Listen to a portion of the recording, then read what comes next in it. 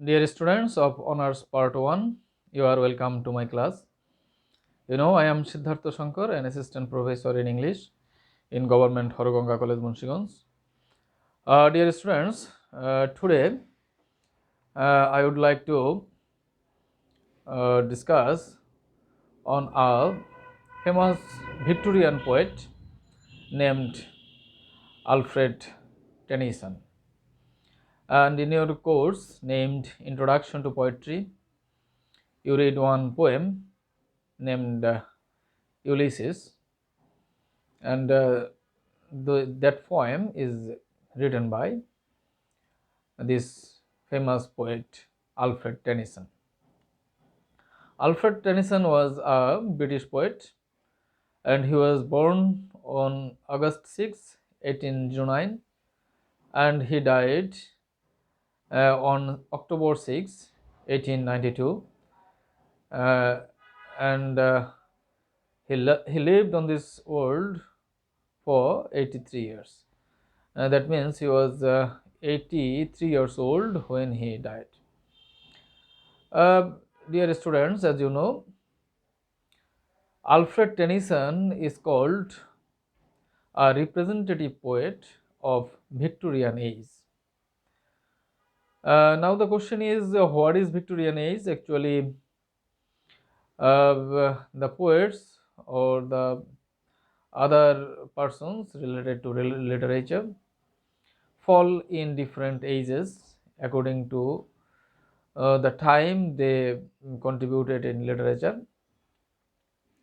And you know that Victorian period actually started in 1837 and it continued up to 1901. And Alfred Tennyson is called the representative poet of Victorian age because he holds all the spirit of Victorian period. Now the question is, what is Victorian spirit? Victorian age is a remarkable age in the history because this is characterized this has several characteristics, and the first and foremost thing is that the Victorian spirit. And you know, the people of this era were men in action. That means they were involved in several activities, several tasks, and you know, they always uh, had the intention to do something new. That means they were that seeker of new thing. Therefore, a lot of scientific discoveries took place in the time of Victorian age.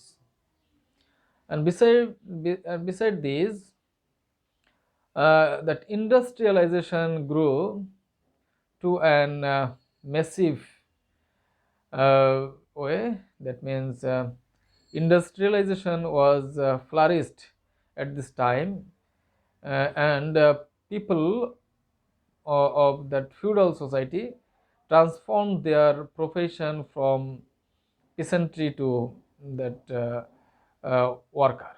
That means they became worker in several industries. And you know, at this time, that discovering of several lands also took place. New regions of several portion of the world were discovered, and that's why people had a great intention or great search for knowledge, and they wanted to know the unknown. And our poet Alfred Tennyson, the spirit of the people of this age has a great reflection in his poem, and that's why he is called the representative poet of Victorian period. Alfred Tennyson, here we are to discuss his poem entitled Ulysses. And you know, Ulysses is basically a Greek hero, and he took part in the Trojan War, uh, and and in another great epic of Homer named Odysseus. In this epic, Ulysses is the protagonist or is the hero, and in Iliad, in Iliad he took part in the Trojan War as a great Greek hero. And you know that after the war, after winning the war, all the heroes came back to their land, and the heroes were basically they were kings, and they started living in their respective countries. But this one, the Ulysses, he was different from the others, and even after coming back to his land after 30 years, he decided to go back again in the sea in search of knowledge. And this is the spirit that have a similarity with the Victorian people. That's why from Greek mythology, Tennyson has taken this character to present his contemporary people. Therefore, we can say that Tennyson was almost all right to select this great person Ulysses as the character of his poem named Ulysses. And dear students, you are told to know something more about this poem and poet, and about the age, that Victorian age. And in your later classes, that means in your advanced classes, you will able to learn about him, about this age more and more. And today we are going to the poem directly. So here you see the poem Ulysses by Alfred Lord Tennyson. It little profits that an idle king by this still hearth among these barren crags, matched with an aged wife, I mate and dole, unequal laws unto a savage race, that hoard and sleep and feed and know not me. See the meaning? It's little profit that an idle king. যে এখানে সামান্যই লাভ হবে একজন অলস রাজা হয়ে বসে থাকায়, by this still hearth among these barren crags. তো এই স্টিল হার্থ, স্টিল হার্থ বলতে এখানে এই চুল্লি, নিশ্চল চুল্লি, এবং এই ব্যারেন ক্রাগস, ব্যারেন মানে হলো ঊষর, মরুভূমি, মানে যেখানে নতুন কিছু জানার নেই, নতুন কিছু বোঝার নেই, সেখানে এই আগুন চুল্লির, স্থির চুল্লির পাশে একজন অলস রাজা হয়ে বসে থাকার কোনো লাভ নেই, কোনো মানে নেই। Matched with an aged wife, অর্থাৎ ইউলিসিস যে ফিরে এসেছে দীর্ঘ সময় পরে ট্রোজান ওয়ার থেকে, কাজেই তার ওয়াইফ বৃদ্ধা। তো এখন এই বৃদ্ধ স্ত্রী, I mete and dole unequal laws unto the savage raise.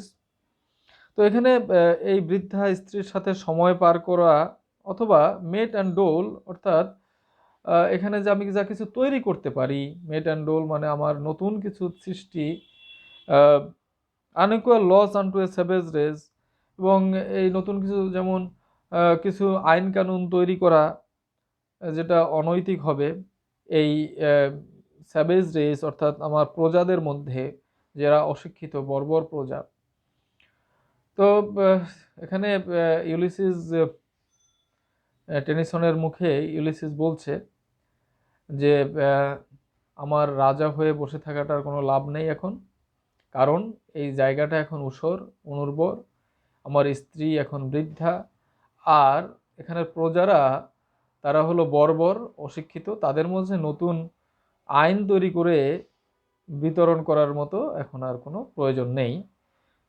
That hoard and sleep and feed and know not me, মানে এটা হবে কি শুধুমাত্র আহ, আহ, শুধুমাত্র খাওয়া ঘুম বা সম্পদ গড়ে কোনো লাভ নেই, অ্যান্ড নো নট মি, অর্থাৎ আমাকে না জেনে, নিজেকে না জেনে যদি আমি শুধু এগুলি করি, অর্থাৎ আমি অলস বর্বর প্রজাদের সাথে সময় কাটাই, এই এখানে আমার সৃজনশীলতাকে বসে বসে নষ্ট করি, এর কোনো মানে হবে না, এর কোনো আমার জন্য এটা উপযুক্ত নয়। অ্যান্ড নো নট মি, এটা আমার জন্য উপযুক্ত নয়। তো এরপরে যেটা বললেন, I cannot rest from travel, I will drink life to the lees. কাজেই তার জন্য যেহেতু উপযুক্ত নয়, তার এই অনুর্বর ভূমিতে সময় কাটানোর জন্য জীবন তার নয়, সে নতুন কিছু যেহেতু জানতে চায়, কাজেই তিনি আর এখানে থাকতে চান না।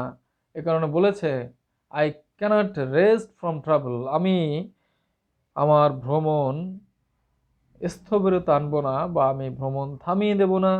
I will drink life to the lees, মানে আমি জীবনের সর্বশেষ বিন্দুটুকু পান করব, জীবন সুধা আমি পান করব, অর্থাৎ আমি নতুন কিছু জানবো, নতুন কিছু শিখব। So I can't rest from travel, I will drink life to the lees. This line is oft-quoted line in English literature, and which actually refers to unquenchable thirst for knowledge.